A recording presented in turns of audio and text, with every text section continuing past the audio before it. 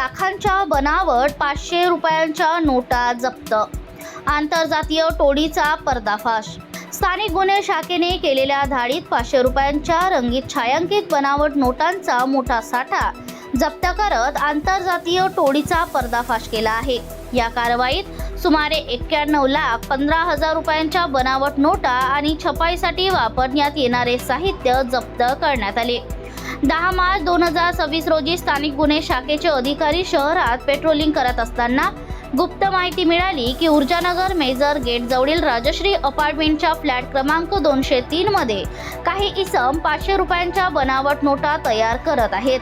या माहितीच्या आधारे पोलिसांनी सापळा रचून संबंधित फ्लॅटवर छापा टाकला. फ्लॅटला कुलूप असल्याने मालक सुमित कालीपत पॉल यांना बोलावून पंचाच्या उपस्थितीत कुलूप तोडून झडती घेण्यात आली. झडती दरम्यान बेडरूममध्ये 10 बॉक्समध्ये 500 रुपयांच्या हुबेहूब दिसणाऱ्या रंगीत छायांकित नोटा तसेच इप्सन कंपनीचा कलर प्रिंटर व इतर साहित्य आढळून आले.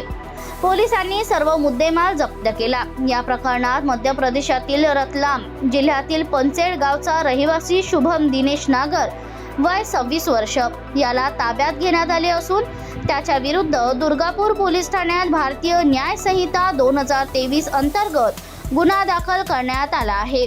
पुढील तपास दुर्गापूर पोलीस करत आहेत.